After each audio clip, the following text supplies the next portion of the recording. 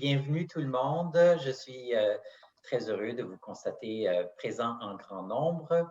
Aujourd'hui, le panel pour le symposium, c'est plein feu sur les services pré-départ. Ces services pré-départ, donc, on parle de connexionfrancophone.ca qui a été créé en 2019 et c'est une collaboration entre 5 partenaires d'un bout à l'autre du pays. Ça s'adresse aux futurs résidents permanents pour essayer de créer le lien à partir du pays d'origine avant même d'entamer le processus d'immigration au Canada. Et l'objectif, c'est de faciliter l'arrivée des immigrantes et des immigrants au pays en leur donnant une meilleure intégration socio-économique grâce aux services pré-départ avant leur arrivée. La conception et la mise en œuvre de cette initiative, c'est une occasion privilégiée pour réfléchir et continuer à ajuster le tir pour donner de meilleurs résultats. Donc, on est quand même en période de démarrage avec ce projet et c'est une bonne opportunité d'y contribuer. Donc, j'aimerais vous parler un petit peu du déroulement du panel. D'abord, on va faire des rondes de questions préparées à l'avance.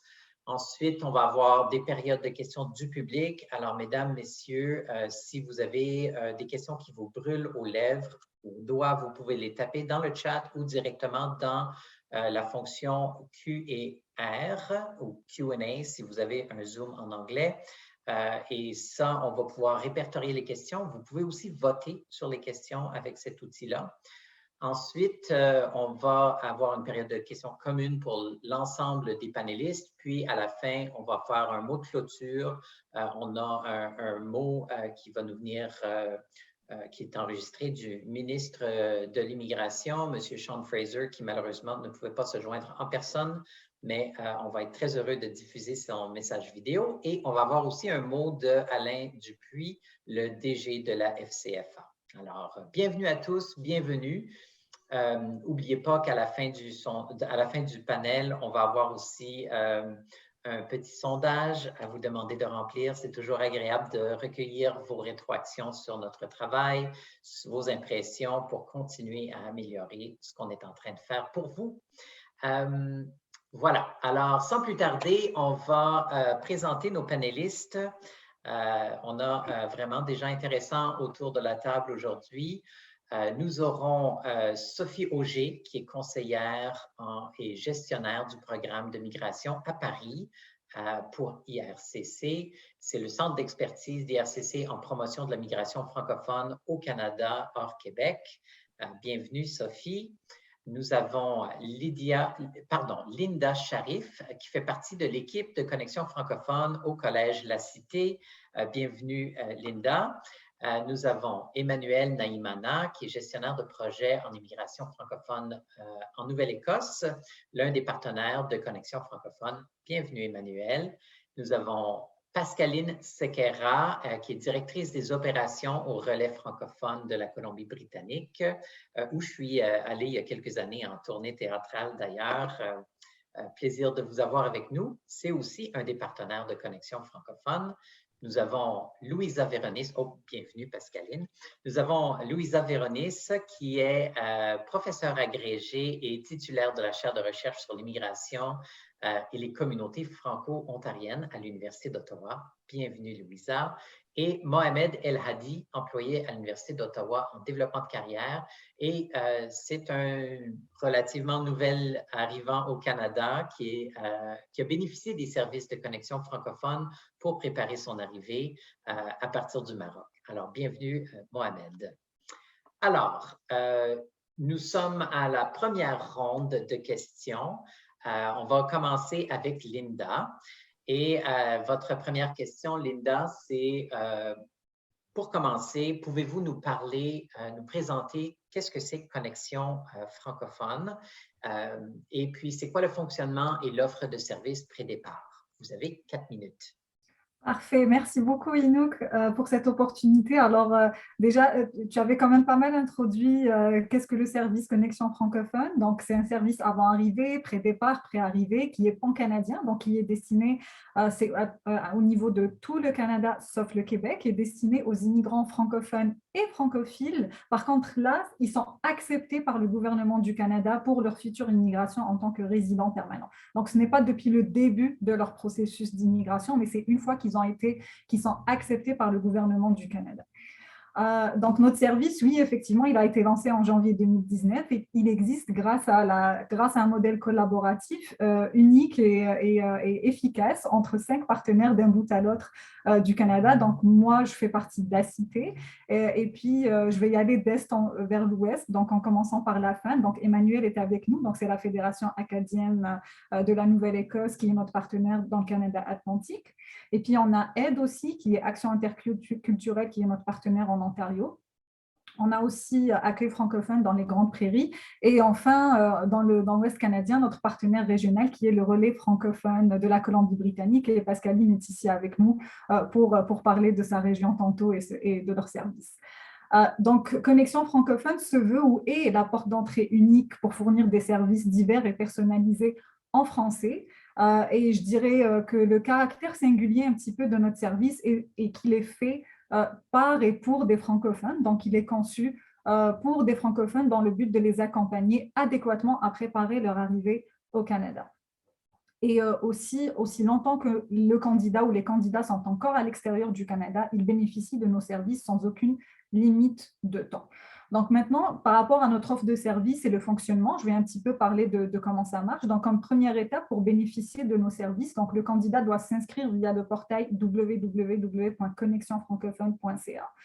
Une fois qu'il est inscrit, notre service à la clientèle va procéder à la vérification de ses informations et de son admissibilité à notre programme.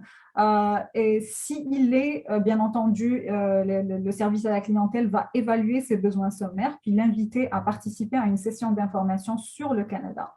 Une fois cette étape franchie, donc là, on va le référer justement, c'est là où entrent en action nos partenaires régionaux. Donc, on va le référer vers nos partenaires régionaux qui, eux, vont plutôt procéder à une évaluation spécifique des besoins, donc en fonction de la destination où s'en va notre candidat. Donc, eux vont fournir plutôt des services personnalisés axés autour de ses besoins liés à son futur établissement dans cette région-là. Donc, ils vont offrir un plan d'action personnalisé, de l'information sur la destination d'établissement, des réponses sur des questions liées au logement, la santé, l'éducation, l'emploi. Et puis, il reçoit aussi de l'aide pour adapter son CV et sa lettre de présentation au format et aux normes canadiennes. Et puis, il participe à différentes thématiques, ateliers et webinaires par rapport à sa région d'établissement. Le conseiller régional va le suivre vraiment de bout en bout, depuis son avant-arrivée jusqu'à l'étape de son arrivée, puis va forcément continuer à le référer par la suite au service post-arrivée. Ensuite, je dirais plutôt en même temps, hein, donc tout au long de son parcours avant d'arriver, il bénéficie aussi de services concomitants qui sont accessibles à travers son espace client sur le portail Connexion francophone. Et c'est des services de counseling d'emploi principalement, comme des webinaires, des ateliers, des cafés-causeries avec des employeurs qu'on organise avant les foires virtuelles de l'emploi. Donc, il a aussi accès à des formations en ligne en vue de se préparer à réseauter professionnellement et aussi à participer aux foires virtuelles de l'emploi qui sont organisées 4 fois par an par Connexion francophone. Donc, voici un petit peu comment fonctionne ce modèle collaboratif entre 5 partenaires pour accompagner au mieux nos candidats à l'immigration francophone. Merci beaucoup, Linda. C'est une belle revue. Vous avez seulement dépassé de 6 secondes. Bravo. J'espère que les autres panélistes pourront suivre les consignes aussi brillamment. J'ai une question maintenant pour Emmanuel Naïmana. Comment est-ce que vous avez adapté l'offre de services aux réalités de la région atlantique? Et puis, est-ce qu'il y a des particularités dans votre région? Oui, bien évidemment, merci Enoch. Et puis, avant de parler de l'Atlantique, je voulais juste compléter mon collègue Linda pour dire que les services avant d'arriver, c'est vraiment une valeur ajoutée au programme d'établissement qui existait déjà. Donc, les services avant l'arrivée sont venus pour compléter le continuum des services d'établissement, donc pour renforcer le parcours de l'immigrant francophone. Et puis, elle a parlé de la collaboration. Donc, nous aussi, en Atlantique, nous avons suivi cette logique de collaboration. Donc, nous avons mobilisé tous les partenaires, tous les fournisseurs de services à travers les 4 provinces pour renforcer des liens, pour travailler sur les services avant l'arrivée. Et ça nous a permis de renforcer des liens de collaboration dans le même esprit de complémentarité, de respect, de responsabilité. Et alors, on a créé un comité qu'on appelle Comité sur les services avant l'arrivée du Canada Atlantique. Et c'est à travers ce comité qu'on se rencontre pour discuter et ça crée une sorte de synergie d'arrimage de tous les fournisseurs de services destinés aux francophones, destinés aux immigrants d'expression française. Et nous avons collaboré, notre collaboration plutôt est basée sur la préservation de l'expertise des fournisseurs de services. Et ça nous a permis d'offrir vraiment des informations exhaustives sur le Canada Atlantique. Et à travers les activités qu'on fait aussi, des rencontres, on a des rencontres trimestrielles où on invite tous les partenaires des 4 provinces pour discuter de l'offre des services et voir aussi des rétroactions pour améliorer la qualité. Nous avons aussi gardé cette logique de l'Atlantique de travailler toujours au sein de Société nationale de SNA parce qu'elle a aussi un comité d'immigration au Canada Atlantique. Donc, à chaque rencontre, on présente des statistiques sur les immigrants qui ont choisi l'Atlantique par province. Donc, des fois aussi, on a des rencontres. Pour garder cette notion de continuum, on a des rencontres où on invite aussi notre collègue qui se trouve à Rabat, qui travaille à Rabat en personne, pour joindre l'équipe du Canada Atlantique et puis partager vraiment l'expérience, qu'est-ce qu'ils ont vu et comment est-ce que les clients qui sont passés par Rabat ont été accueillis vraiment dans leur destination locale. Donc, cette rencontre, cet échange permet vraiment de voir le bienfait des services avant l'arrivée. Aussi, ça nous permet pour nous-mêmes comment est-ce qu'on peut améliorer nos services pour exactement aller servir les clients qui choisissent le Canada Atlantique. Donc, de manière générale, je pense que ça a des effets très positifs sur la communauté, sur aussi les immigrants qui choisissent l'Atlantique. Merci beaucoup, M. Naïmana.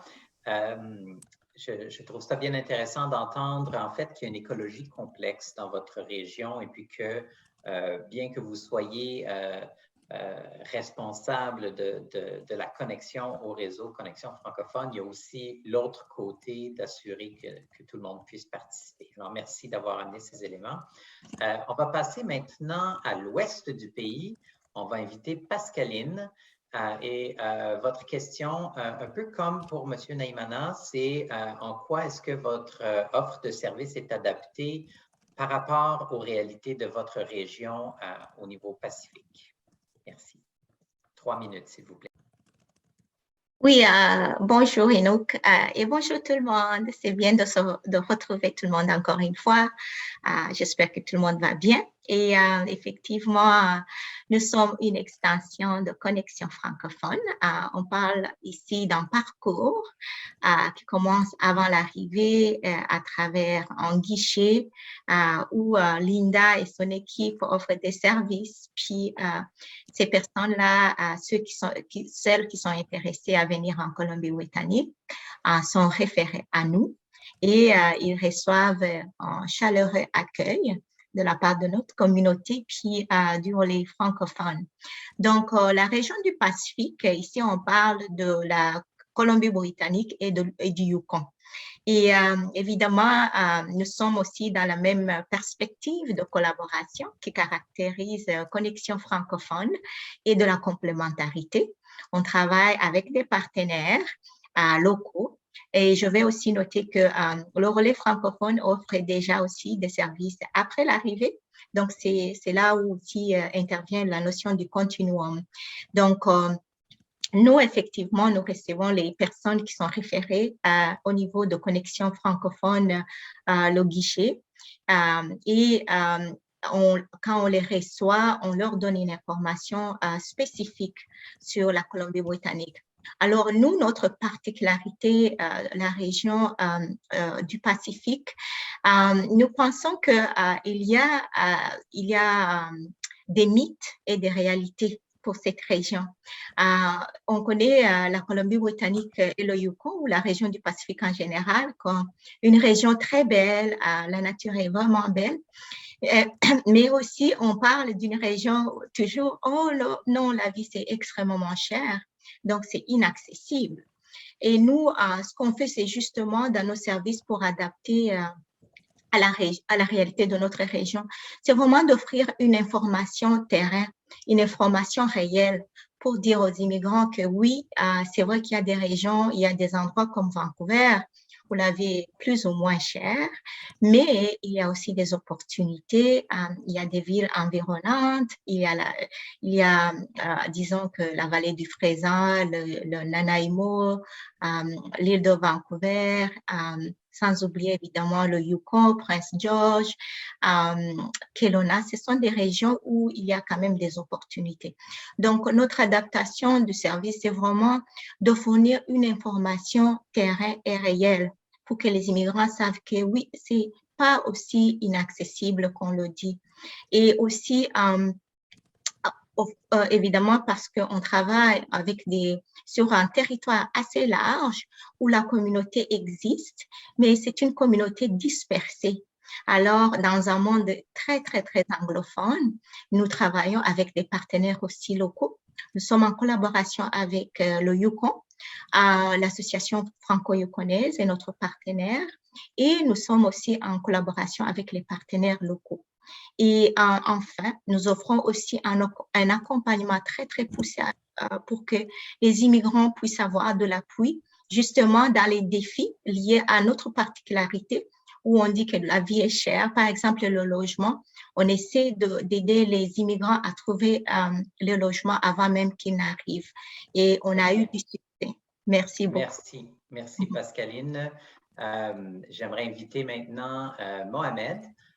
Est-ce que vous pourriez nous parler, s'il vous plaît, de votre expérience au niveau de votre utilisation des services pré-départ en lien avec votre venue au Canada, s'il vous plaît, et vous auriez 3 minutes pour ça aussi. Merci Enouk, merci tous et toutes pour m'avoir donné l'occasion de témoigner de ce service extraordinaire qui est Connexion francophone, dont j'étais parmi les premiers bénéficiaires. Alors, comme vous savez très bien, le projet d'immigration, c'est un projet qui change toute la vie d'une personne et toute une famille, ce qui veut dire que c'est très, très important. Et le point le plus important, c'est peut-être l'information, c'est avoir de la bonne information fiable et vérifiée qui pourra aider à prendre les bonnes décisions. Alors, on a cherché partout cette information. On a eu des contacts sur Internet, on est allé sur les groupes Facebook, médias sociaux et tout. Mais comme vous le savez, l'information qui est sur ces canaux-là, c'est un peu de tout. On peut trouver quelque chose de réel, de vrai, mais qu'on peut trouver aussi tout simplement des interprétations, des jugements personnels et tout et tout. Alors, on a eu la chance, je crois en 2019, si je ne me trompe pas, d'avoir le bureau international de connexion francophone hors Canada qui était ouvert pour la première fois à Rabat, où là, c'est là où j'habitais. Et j'ai pas hésité à y aller. Pour la première raison que je viens de dire, c'est la recherche d'informations pour bâtir une bonne décision et une bonne installation pour mon immigration, mais aussi parce que je connaissais bien la personne qui était en charge, Nasser, et j'avais des relations antérieure avec lui. Et comme ça que quand j'étais allé, j'étais bien accueilli. J'ai pu assister à des séances d'information dans lesquelles il y avait des échanges extraordinaires entre les participants en termes de qualité de l'information, en termes aussi de réseau d'information avant même d'aller au Canada. Et j'étais aussi présent à je crois, une des premières foires virtuelles de l'emploi, et c'est avant la pandémie. Ce qui veut dire qu'on était très, très chanceux.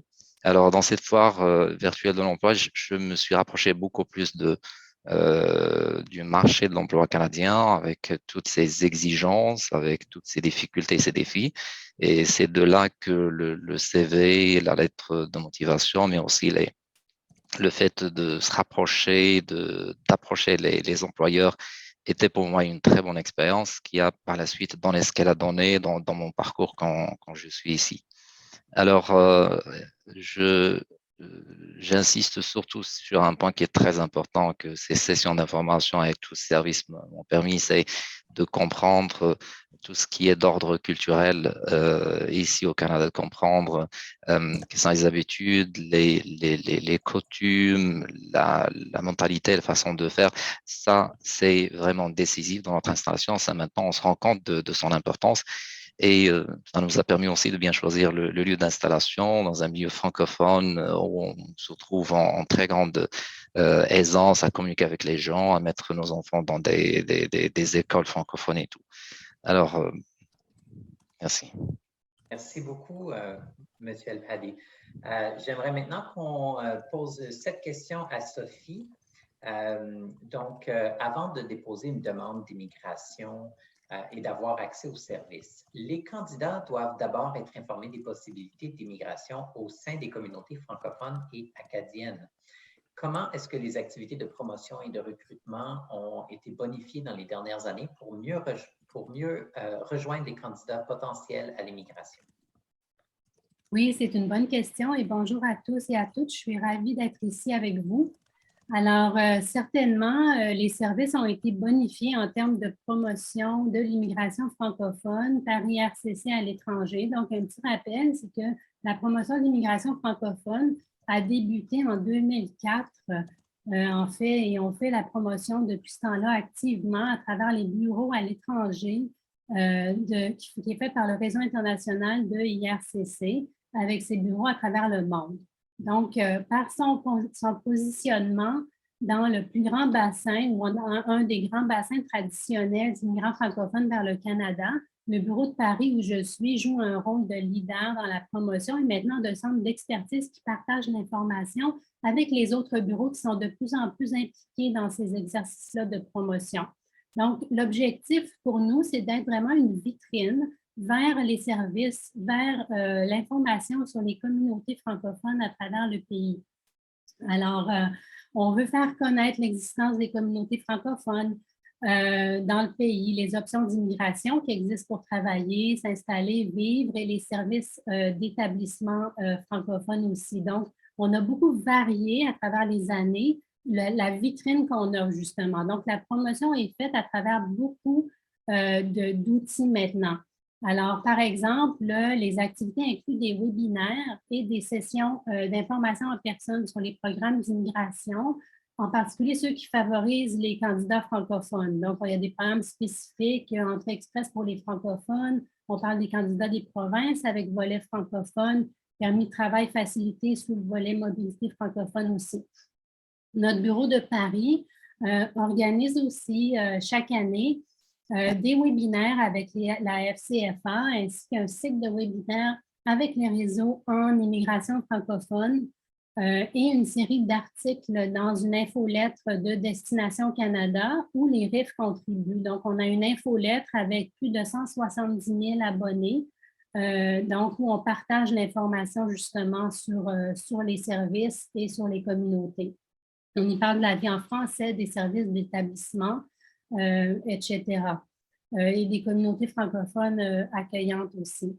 Donc, ces présentations-là aident les candidats à mieux se situer, en fait, par rapport aux communautés francophones. On a aussi, à travers le réseau, des sessions qui sont moins formelles. Donc, on va parler du Canada Café organisé par IRCC Bucarest, par exemple, ou des mardis migratoires d'IRCC Tunis et des sessions d'information en personne dans différentes villes et différents pays. Nous participons aussi à plusieurs foires de l'emploi dans plusieurs pays et nous organisons nous-mêmes nos propres salons, donc des salons Destination Canada. Nous avons des infolettres. Alors, nous avons aussi varié la promotion. Il y a de la promotion qui se fait un peu partout. Maintenant, on a quand même fait 400 événements et ce n'est pas qu'en Europe de l'Ouest, c'est évidemment en Afrique, au Maghreb, on parle même d'événements en Asie. Donc, ça s'est beaucoup varié à travers le monde. Alors, on travaille avec plus de partenaires aussi, services publics de l'emploi, organismes jeunesse, etc. Donc, beaucoup bonifié au niveau des partenaires, du nombre d'activités et de l'espace géographique qu'on occupe. Merci. Merci beaucoup, Sophie. Avant de passer à la prochaine question, je veux juste faire un rappel. If anyone here is struggling to follow along, there is interpretation. Donc, il y a un service d'interprétation disponible pour les personnes qui souhaiteraient avoir un petit appui pour suivre les propos en français. C'est en bas le petit globe qu'on peut trouver sur l'écran. J'aimerais maintenant inviter Louisa Véronis à répondre à la prochaine question. Vous aurez 5 minutes pour le faire. D'après vos recherches auprès des personnes immigrantes, quels sont les principaux besoins pour les personnes qui sont à l'étape de préparer leur arrivée au Canada? De quelles informations ont-ils ou elles besoin? Et quelles sont des pistes à explorer pour bonifier les services et les mesures en place? À vous. Oui, bonjour tout le monde, merci beaucoup. Ça me fait très plaisir d'être ici et de participer à ce panel très important parce qu'effectivement, dans nos recherches récentes, on a appris de la part de beaucoup d'immigrants francophones qu'ils auraient souhaité avoir des informations avant leur arrivée. Ils avaient des défis à les obtenir. Donc, il y a 3 facteurs ou 3 types d'informations qui sont importantes. La première est d'assurer la visibilité des communautés francophones et de leurs services le plus tôt possible. Donc, il semble que les programmes ont été maintenant très développés, mais même au cours des 2 années passées, des nouveaux arrivants m'ont dit qu'ils ne savaient pas que ces services existaient.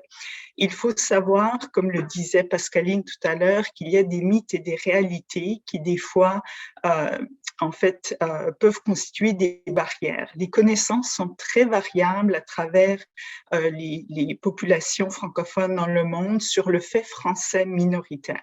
Certains s'imaginent que le Canada est bilingue partout, par exemple. D'autres savent que l'anglais domine en dehors du Québec. D'autres encore ne savent même pas que les communautés francophones existent. Donc, tout cela est très variable selon les individus et les régions.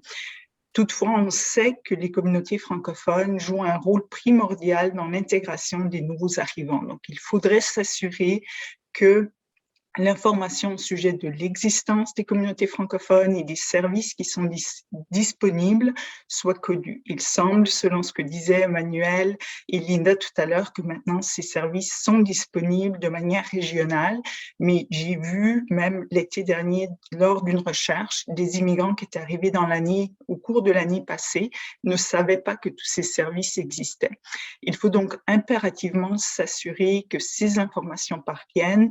Et puis Sophie nous a expliqué tous les efforts qui sont déployés. Peut-être que ces programmes sont encore nouveaux et en chantier, mais je pense que tous ces programmes vont aller répondre à ces besoins, de sorte à ce que les personnes puissent se planifier, se préparer, obtenir les informations dont ils ou elles ont besoin, comme Mohamed nous a expliqué.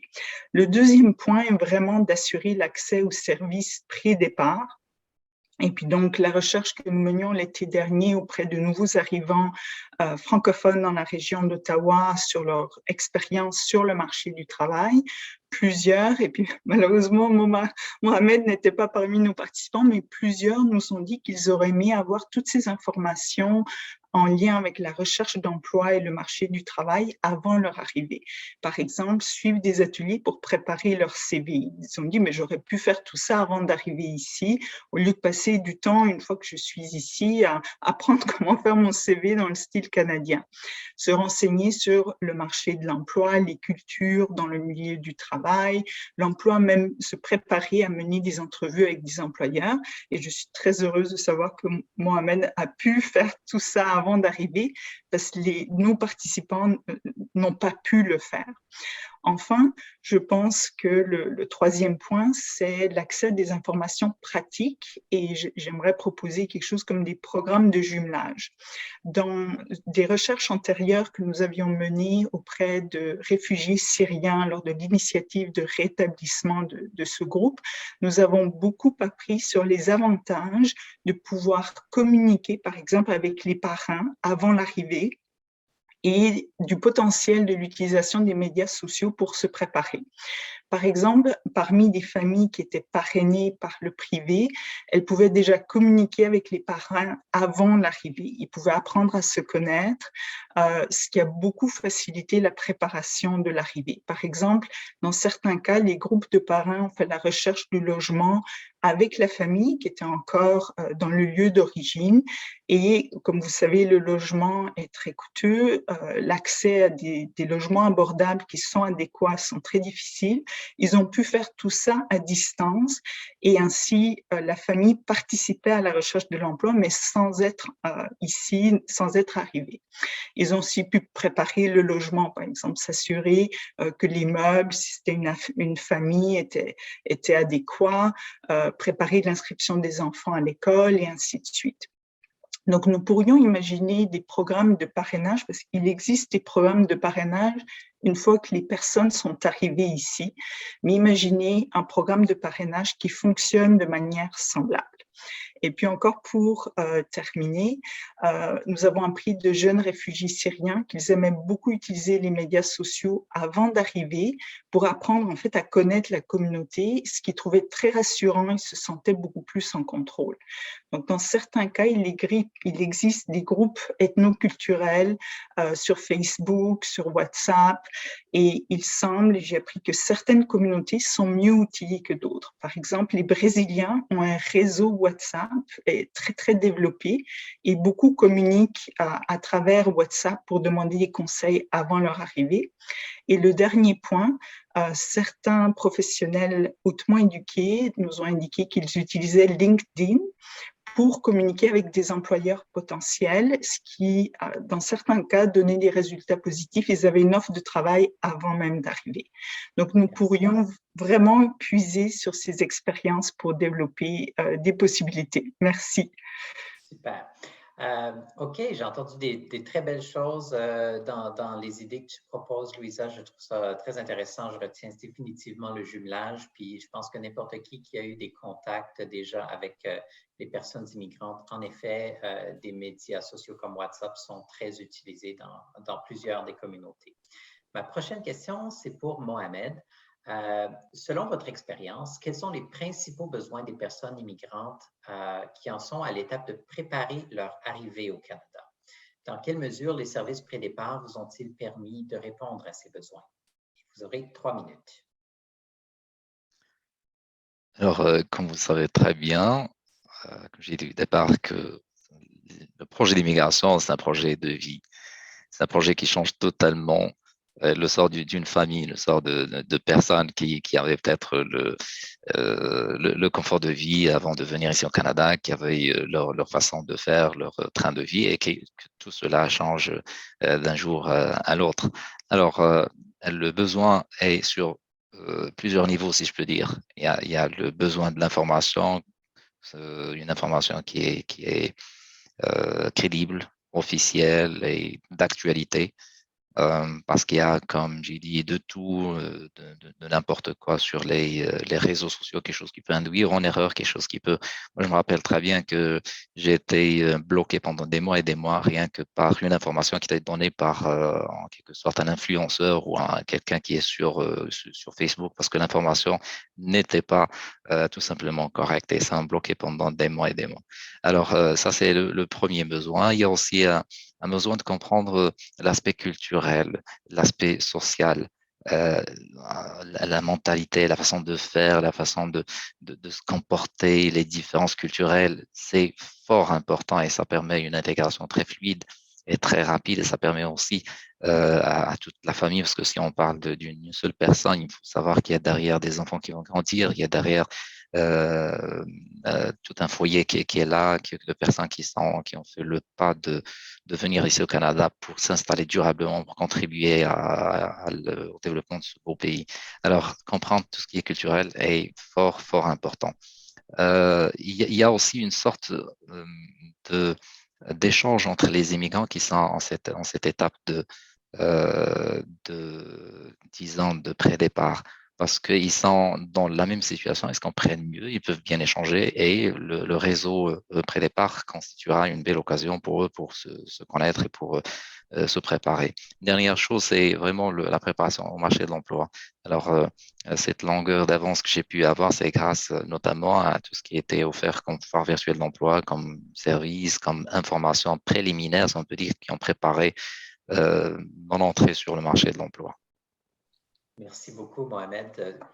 J'apprécie beaucoup cette idée de la communauté, des gens qui sont sur le point de partir, les échanges d'informations. Je pense que ça peut être très porteur, en effet. J'aimerais inviter maintenant Pascaline, Emmanuel et Linda. Vous pourrez interjecter quand vous le sentez les uns avec les autres, mais sur la même question. Quels sont les principaux besoins, selon vous, des personnes immigrantes qui sont à l'étape de préparer leur arrivée au Canada? Donc, on reste sur le thème du pré-départ, bien entendu, mais d'une perspective des services pré-départ. Comment est-ce que vous pouvez répondre à ces besoins-là? Et je vous donnerai comme un 4-5 minutes collectif. À vous. Je ne sais pas qui veut commencer. Je vais commencer, si vous permettez. Vas-y, Linda, oui. On a 4-5 minutes, donc je vais essayer de prendre 1 minute 30, quelque chose comme ça. Alors oui, ce qu'on constate de prime abord, c'est toujours l'employabilité. Il y a toujours des questions par rapport à l'employabilité, mais surtout la préoccupation de est-ce que je vais pouvoir décrocher un emploi qui est à la hauteur de mon expérience, mes compétences, mes expertises. Donc ça, c'est une question qui revient assez souvent. On a aussi le bilinguisme. Il faut savoir qu'on va dire entre le quart et le tiers de nos candidats déclarent être vraiment niveau débutant en anglais, donc ils s'inquiètent aussi de ce côté anglophone. Il y a aussi l'éducation de leurs enfants, leur éducation à eux-mêmes. Des fois, ils se posent la question, est-ce que je vais en profiter pour faire une reconversion professionnelle? C'est comment que ça se passe? C'est quoi le système d'éducation au Canada? Et puis oui, la santé aussi peut revenir assez souvent. Quel type d'assurance est-ce que je dois prendre? Est-ce que je vais avoir un médecin de famille rapidement? Est-ce que je dois prendre des médicaments avec moi avant d'arriver? Donc, il y a des questions comme ça qui reviennent. Et puis, bien sûr, le sujet incontournable, l'hiver et les vêtements d'hiver. Donc ça, c'est vraiment tout ce qui vient. Donc, pour essayer de ne pas prendre trop de temps, donc nous, c'est sûr qu'avec nos partenaires, on essaye d'apporter des réponses justement à travers nos sessions d'information, mais surtout à travers nos webinaires, qui sont vraiment par thème. À chaque mois, on a au moins un webinaire qui est diffusé et puis qui est rediffusé sur l'espace client, donc ils peuvent y participer. Et des fois, c'est des thématiques qui concernent l'employabilité de façon générale. Et puis, au niveau des partenaires, c'est beaucoup plus spécifique et ça répond un peu plus précisément. Donc, maintenant, je passe la parole à mes partenaires. Si vous permettez, je vais continuer. Donc, comme c'est un continuum, les clients nous sont référés de la part de Linda, de la Cité, et ce que nous attendons comme besoin vraiment, c'est le besoin de l'emploi, c'est aussi au logement, et aussi les écoles sont demandées, les informations sur la région de l'Atlantique, ça c'est beaucoup moins connu. Et comment est-ce que, ça ce n'est que les besoins principaux, donc je cite seulement, mais il y a d'autres besoins, notamment aussi l'entrepreneuriat et parmi ces besoins-là. Et qu'est-ce que nous faisons? Nous avons une équipe qui a 3 services. Le premier service, c'est vraiment l'évaluation de ces besoins-là. Par priorité, on va classer les besoins de chaque individu, de chaque famille. Et finalement, il y a un autre service, c'est d'employabilité qui s'occupe vraiment d'aider la personne à mettre à jour son CV à la canadienne et finalement la notion de culture, une session d'information sur la notion de culture en milieu de travail canadien. Et il y a aussi pour les gens qui souhaitent avoir les informations sur la communauté. Donc, nous avons un service de connexion communautaire. Et c'est avec tous ces trois services-là qu'on va référer les clients vers les destinations locaux et nos partenaires locaux vont continuer à fournir des informations et des services bien précis à la personne et bien spécifiques à la région. Donc, ce sont aussi les services au niveau local plutôt, qui sont vraiment très adaptés à chaque individu et qui vont aller chercher les services qui sont aussi disponibles et surtout dans la communauté. Merci beaucoup, Emmanuel. Et Pascaline, le mot pour conclure sur cette question. Oui, et je vais juste, je vais me joindre aux mêmes idées. Il semble que certains besoins sont communs. La question de l'emploi, par exemple, la question sur la vie communautaire, la scolarisation des enfants en français, mais chez nous aussi, c'est la question du coût de la vie en Colombie-Britannique qui revient le plus souvent et le logement. Alors, de notre côté, comment on fait? Nous avons déjà une plateforme en ligne de prestation de services où les immigrants peuvent aller puis retrouver des informations déjà disponibles. Il y a des vidéos, il y a des fiches d'information. Nous organisons des webinaires pour donner des explications plus à jour aussi. Et puis, évidemment, nous essayons aussi d'accompagner les clients dans les processus qu'ils peuvent faire déjà quand ils sont déjà à l'étranger. Donc, moi, je dirais que le besoin le plus principal ici en Colombie-Britannique, c'est de trouver un logement. Alors, nous essayons justement de fournir de l'information et de l'accompagnement et nous intervenons effectivement auprès des bailleurs de logement et souvent auprès des employeurs aussi pour la question de l'emploi. Merci. Merci, Pascaline. Alors, on voit qu'il y a quand même des occasions pour répéter de l'information qui est commune aux différentes régions, que ce soit d'abord à Connexion francophone quand on s'adresse à tous les candidats pour venir au Canada. Ensuite, dans chacune des régions, on a une autre occasion de reprendre la même information. Alors, je trouve ça quand même intéressant qu'à mesure que le processus avance, l'information se précise et devient plus locale, plus régionale à mesure, jusqu'à ce qu'on arrive vraiment au comptoir de service dans la communauté de destination ultimement. Ma prochaine question maintenant, donc merci à vous trois pour ça. Ma prochaine question est pour Mohamed.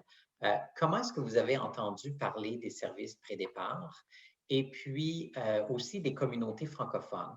Et puis, qu'est-ce qui pourrait être amélioré pour accroître la visibilité des communautés francophones? Et vous aurez 3 minutes. Merci.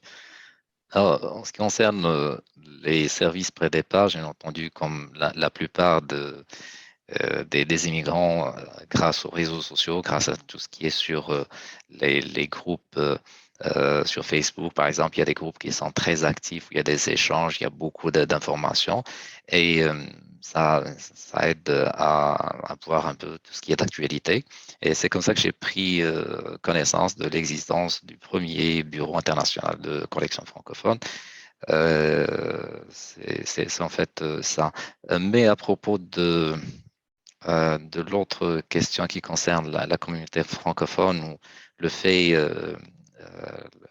l'existence de communautés francophones, ça remonte un peu plus loin. C'est que j'ai préparé ce projet d'immigration il y a quelques années et que j'étais vraiment en manque d'informations à propos de l'existence de communautés francophones hors le Québec. Au Maroc, on a la tradition de 10 ans de de prendre tout le Canada francophone ou le Québec pour tout le Canada francophone, tout simplement, pour dire que tout ce qui se résume dans la francophonie, c'est ce qu'il y a au Québec, alors que nous ne savions pas qu'il y a d'autres communautés francophones hors Québec. J'ai fait ma recherche, j'ai essayé de voir quels sont aussi les efforts du gouvernement pour améliorer, pour encourager cette immigration vers d'autres régions, et qu'il y a aussi une grande histoire francophone hors Québec.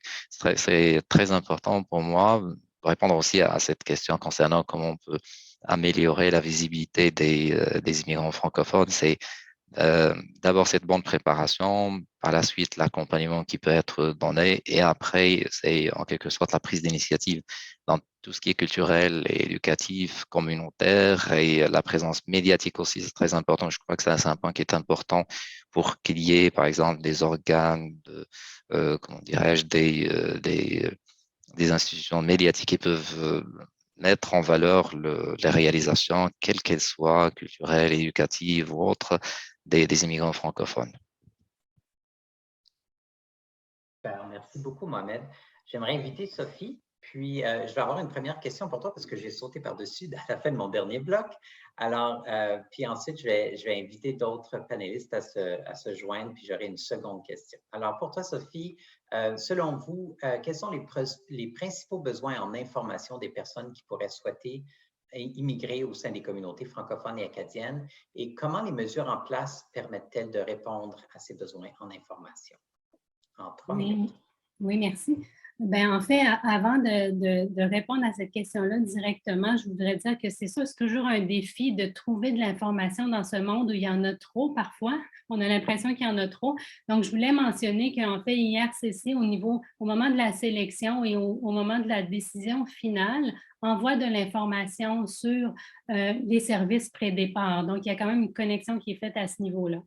Par rapport, en fait, à la question comme telle, souvent les candidats, on voit qu'ils sont très préoccupés par les procédures comme telles d'immigration, et c'est important, ils ne font pas souvent assez attention justement à l'information sur les destinations, les opportunités, les services dans les différentes communautés francophones. Donc, c'est pour ça que nous, on veut être une vitrine par tous les actions que j'ai mentionnées plus tôt, et en plus, des webinaires, des articles, tout ça, on est actif sur les réseaux sociaux aussi en amont. Une autre préoccupation, comme tout le monde l'a mentionné, c'est l'emploi, et on le remarque aussi dans nos activités. Donc, le marché du travail n'est pas nécessairement ouvert par rapport au Canada, c'est beaucoup caché, c'est pas nécessairement affiché, je veux dire. Donc, et les employeurs ne sont pas toujours non plus informés de l'appui au recrutement à l'international ou des programmes qui facilitent l'embauche des francophones. Donc, nous, on continue à travailler avec nos collègues du réseau national au Canada pour justement aller chercher plus d'employeurs, leur donner l'information. On travaille aussi, comme je l'ai dit, avec les services publics de l'emploi à l'étranger pour qu'ils puissent, eux, promouvoir en fait les emplois qui seraient disponibles au Canada à l'étranger. Ensuite, par rapport à l'information requise, il faut penser aussi à tout ce qui est profession réglementée. Les gens ont besoin de cette information-là, et c'est pour ça que nous, ayant identifié ça, on a fait récemment un Destination Canada qui était ciblé sur le secteur de l'éducation, vraiment pour donner davantage d'informations sur des secteurs spécifiques. Et on pense, l'approche, ce sera de faire des salons spécifiques aussi de recrutement qui ne sont pas que de l'information générale, qui est toujours importante et qui sera toujours partie de Destination Canada, mais on fait en plus des éléments ciblés. Alors, c'est à ce niveau-là que je voulais intervenir. C'est aussi très important de se rappeler que IRCC a mis en place le parcours d'intégration francophone qui permet de continuer à créer des liens avec la communauté francophone et à vivre en français au Canada là, pour les candidats. Merci. Merci, Sophie. Reste avec nous, et j'aimerais aussi inviter Pascaline, Louisa, Emmanuel et Linda. On pourra commencer peut-être avec Linda, et puis on pourra se redistribuer la parole. La question pour vous: quels sont les principaux défis pour rejoindre les personnes immigrantes avant leur arrivée au Canada? quelles sont les stratégies en place et qu'est-ce qui pourrait être amélioré pour accroître la visibilité des communautés francophones dans cette démarche-là? Et combien de temps? Oui, bonne question. 2 minutes chacun environ. Ok, super.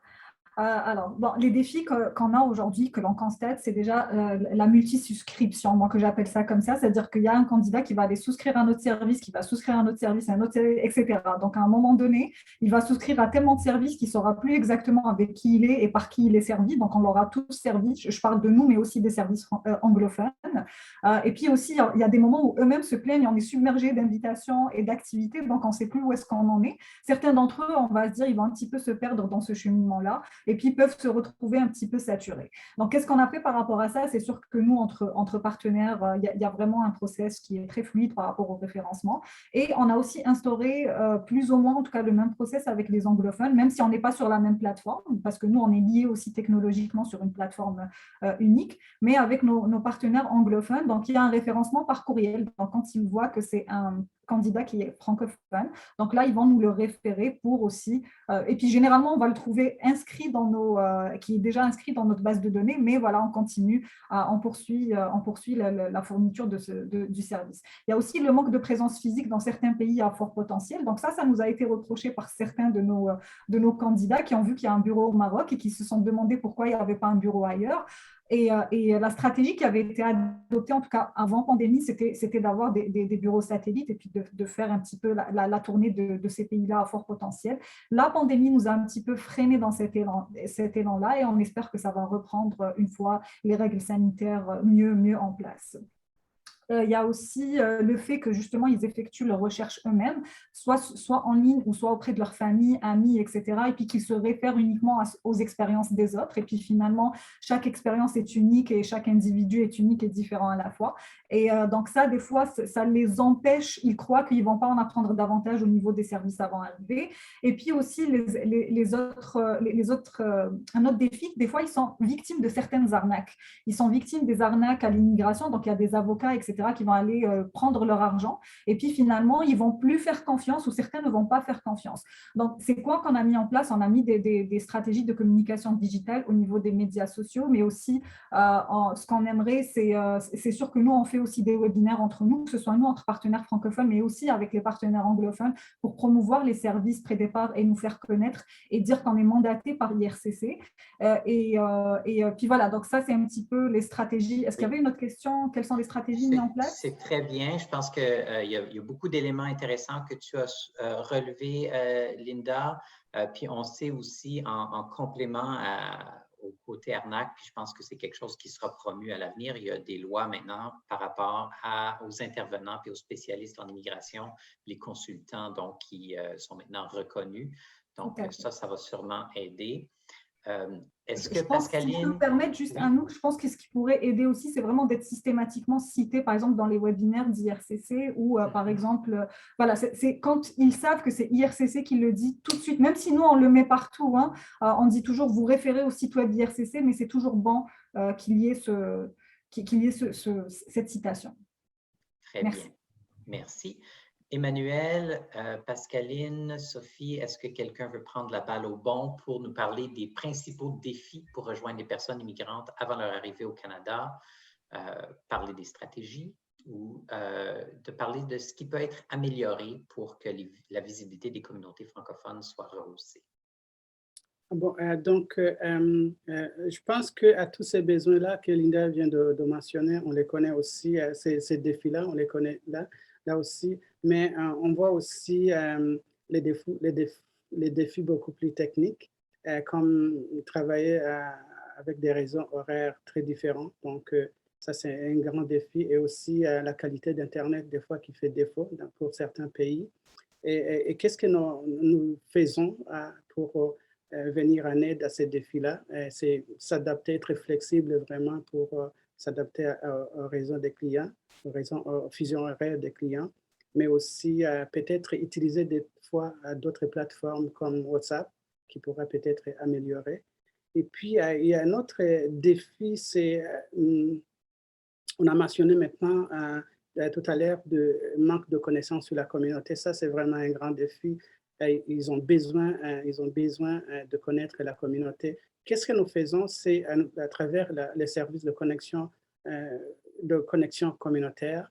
Et on va chercher spécifiquement les besoins dont le client, désolé de faire la tautologie, a besoin, comme par exemple les informations sur les écoles. Donc, nous, on préfère inviter un agent d'établissement de l'école qui vienne expliquer, et on trouve que ça, c'est vraiment très parfait. S'il s'agit par exemple des informations sur la Fédération des femmes, on va inviter un membre de la fédération qui vienne faire partie de cette session et qui répondent vraiment à toutes les questions. Et je trouve que c'est intéressant, peut-être on peut aller plus loin, comme Louisa l'a mentionné, de faire une sorte de parrain. Ça peut vraiment beaucoup aider dans ce sens-là.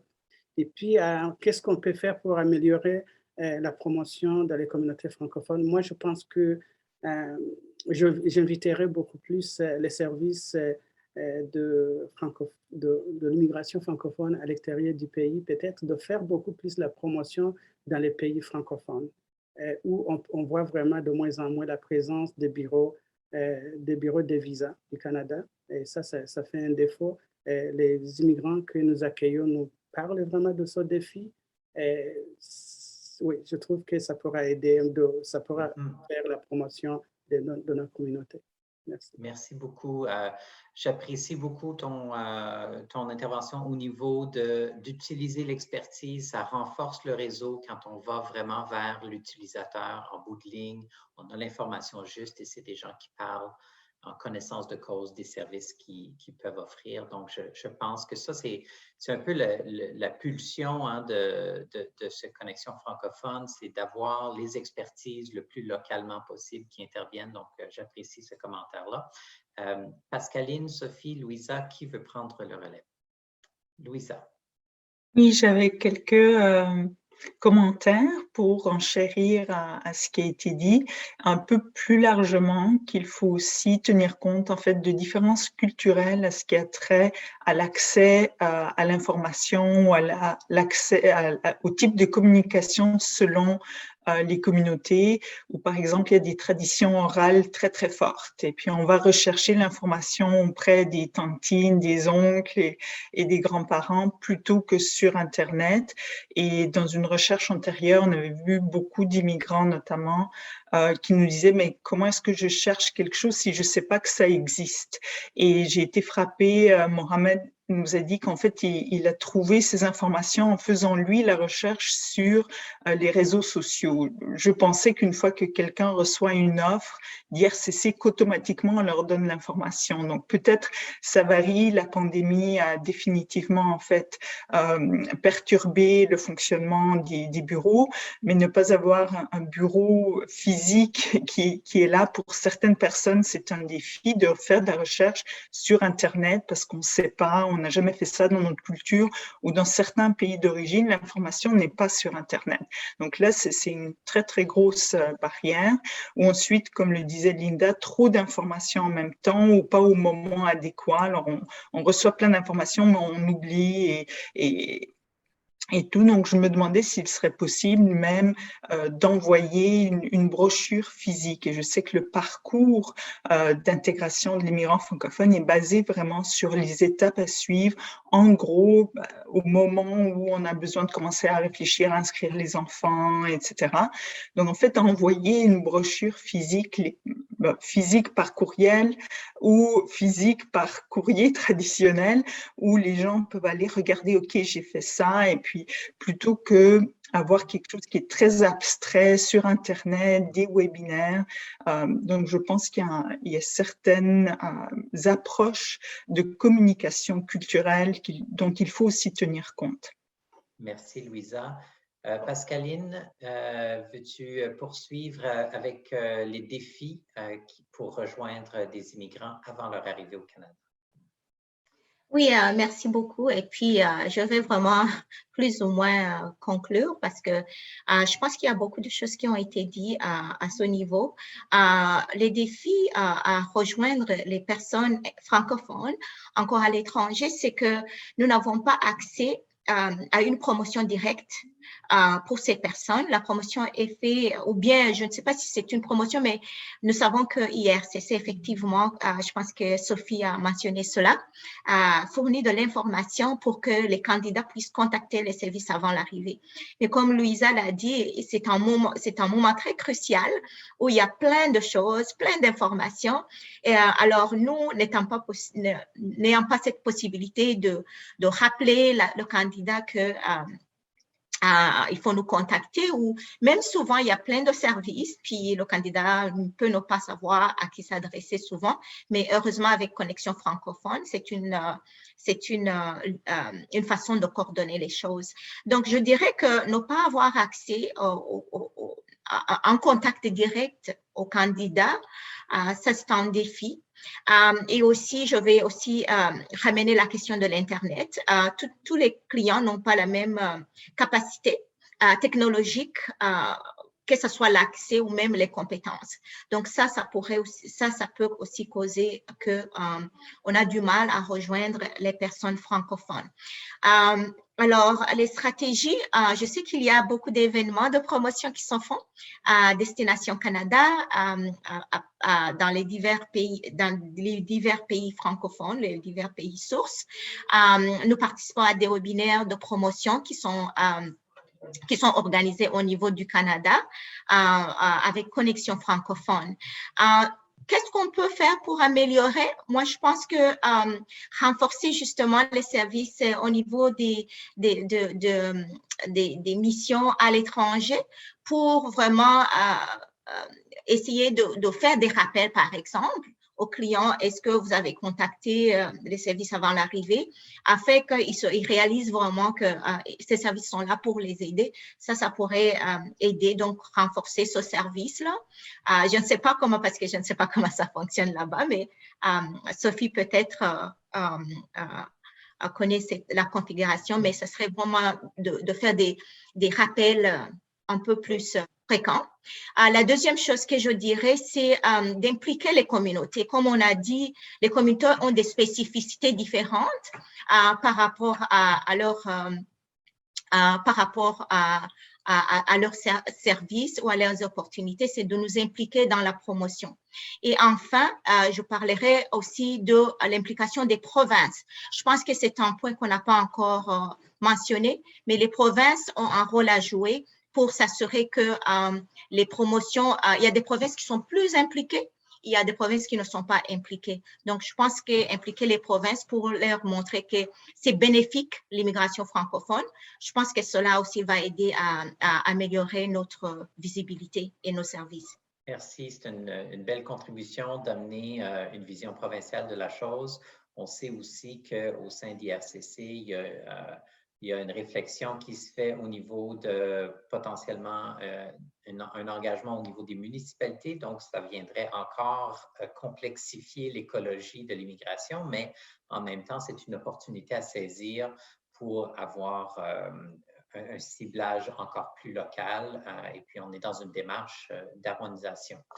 Sophie, j'aimerais t'offrir l'occasion de réagir, intervenir sur cette question des défis pour rejoindre les personnes immigrantes et des stratégies.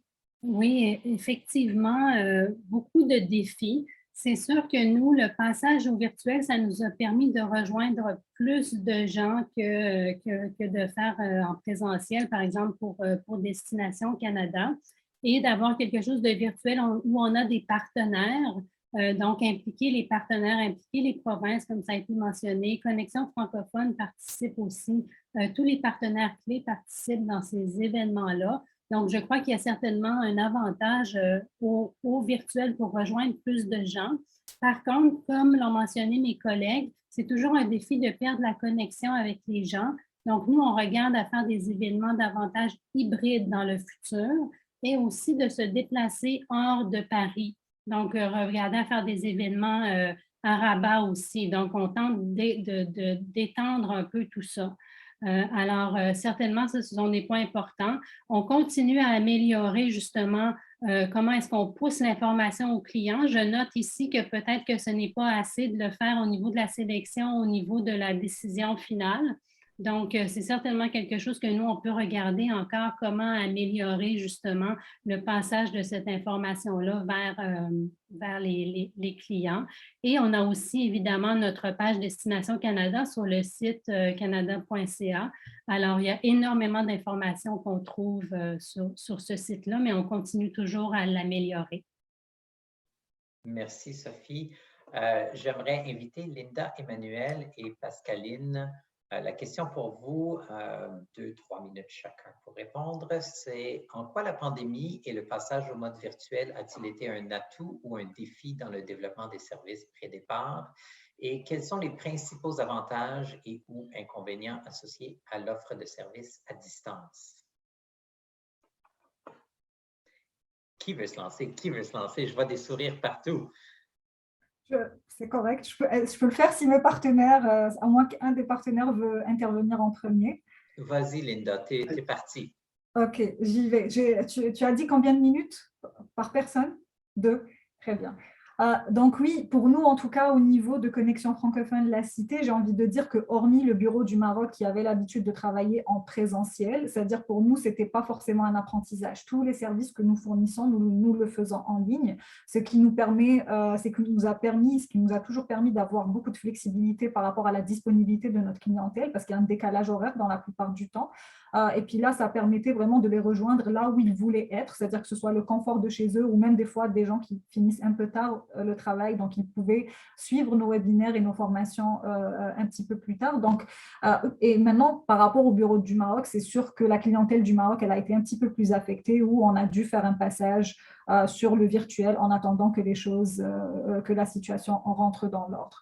Je dirais aussi que ça nous a permis de développer davantage l'utilisation des outils en ligne comme WhatsApp. Le bureau du Maroc travaille beaucoup avec WhatsApp. Il est en connexion continue avec la clientèle. Et puis, il y a d'autres groupes de d'autres régions qui sont en train de rejoindre un petit peu ce même groupe. Et puis, ça permet donc, nous, Connexion francophone, on est déjà sur les réseaux sociaux, on a déjà notre page, mais aussi le bureau du Maroc qui utilise un petit peu WhatsApp. Donc, c'est vraiment ça qui a fait que ça nous a aussi permis vraiment d'offrir davantage de services et de webinaires et d'ateliers grâce au mode virtuel. Après, j'ai envie de dire pour les inconvénients et puis dépendamment de où se trouve notre clientèle, c'est vraiment bon, par rapport au mode virtuel, c'est un petit peu la connexion Internet des fois qui n'est pas excellente d'une région à une autre, ça dépend comment elle est.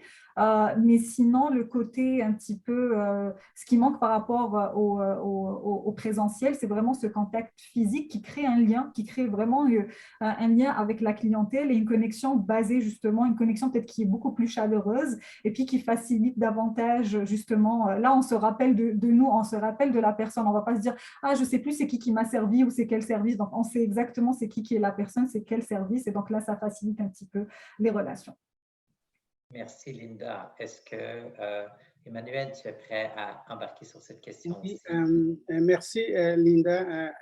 Tu viens de parler de défis, des avantages aussi, mais j'ajouterais sur ces défis qui ont été causés par la pandémie, le fait que les clients, plutôt, qu'est-ce que je veux dire, les demandeurs de résidence permanente, nous appelaient avec beaucoup de tristesse parce que les procédures ont été au ralenti.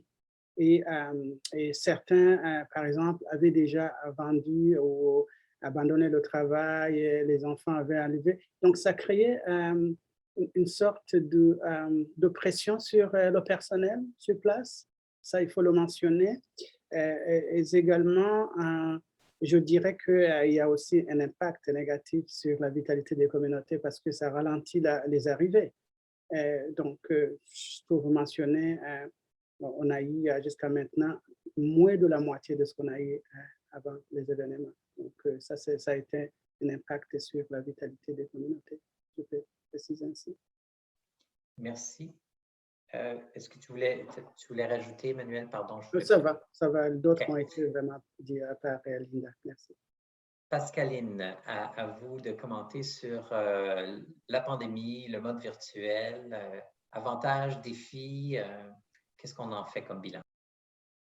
Oui, de notre côté, évidemment, comme on offrait déjà des services en ligne, le fait d'aller en mode virtuel n'a pas beaucoup perturbé nos services parce que ce sont des choses qu'on faisait déjà. Mais disons que avec les restrictions, nous avons eu une diminution drastique des personnes qui demandaient nos services. Donc, nos livrables ont été très, très affectés à ce niveau, mais le service a continué en ligne, puis nous avons continué nos activités. Au niveau quels sont les avantages et les inconvénients? L'avantage, c'est que quand on donne des services dans un mode virtuel, étant donné les fuseaux horaires qui peuvent être différents, les personnes à l'étranger peuvent accéder à ces services à l'heure qui leur conviennent. Donc, ça, c'est un avantage. Les inconvénients, c'est toujours que, encore une fois, l'accès à l'Internet n'est pas équitablement distribué dans le monde. Donc, il y a certaines personnes qui ont un avantage que leur pays est bien garni ou fourni au niveau de l'Internet, mais il y a d'autres personnes qui ont du mal à accéder à l'Internet. Et aussi, la qualité des connexions, souvent, peut vraiment perturber l'interaction avec le client. Donc, je dirais que c'est surtout ces points-là qui peuvent causer des problèmes. On peut être pris en otage par la technologie autant qu'on peut être facilité par son utilisation. Merci Pascaline, Linda et Emmanuel. J'aimerais inviter Louisa et Mohamed à me rejoindre. Et la question pour vous, c'est quels sont les principaux avantages et inconvénients par rapport à l'offre de services à distance? Donc, on reste sur cette thématique du monde dans lequel on vit depuis COVID où beaucoup des outils sont transmutés en ligne. Mohamed, peut-être vous entendre pour commencer? Oui, merci pour la question. J'aimerais, si tu permets, revenir à un avantage très, très important de ces services de pré-départ. C'est qu'il y a vraiment une nouvelle tendance dans la vague d'immigration, la toute dernière génération d'immigration. Je m'explique. Avant, il y avait un certain décalage entre les attentes des immigrants et la réalité de l'immigration. Si par exemple, j'arrive avec un haut diplôme, avec une expérience professionnelle très, très élevée dans mon pays, il y a quelques années, j'étais pas prêt à, en quelque sorte, entre guillemets, descendre un peu en bas dans l'échelle professionnelle pour commencer du premier pas. Alors, ça créait des frustrations, ça créait des problèmes, parce que on vient ici, par exemple, ingénieur, on veut directement être ingénieur dès le départ. Et avec ces moyens d'information qu'on a eu maintenant, tous ces canaux d'information, avec tout cet échange qui était là entre les communautés sur les réseaux sociaux, notre décision, la décision de la plupart des immigrants maintenant que je côtoie et avec lesquels j'ai ces discussions, est devenue beaucoup plus réaliste. Ça veut dire que ils sont plus prêts à commencer à partir de formation, à partir de retour aux études carrément, à faire ou à pratiquer des professions si on peut dire, pas vraiment en direct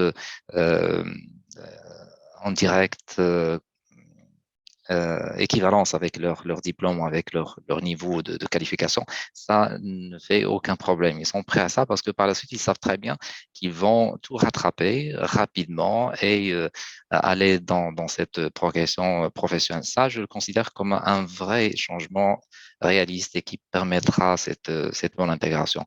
En ce qui concerne les avantages des services qui sont à distance, ils ont plein d'avantages. S'il n'y avait pas de pandémie, il fallait les inventer, il fallait les faire, parce que c'est un très grand, large public qu'on est en train d'atteindre avec toutes des moyens qui sont diversifiés. Il y a des sondages qu'on peut faire, il y a des webinaires qui sont enregistrés qu'on peut voir, même si la qualité d'Internet, moi je ne sais pas vraiment, parce que au Maroc, on avait Internet à accès vraiment pas, il était très bonne et on peut avoir accès à ça. Il y a aussi la solution pour les fuseaux horaires ou le décalage horaire. On peut voir l'enregistrement à tout moment et je crois que c'est important. Il faut être complété, bien évidemment, par des événements où il y a ces rencontres chaleureuses, humains, où il y a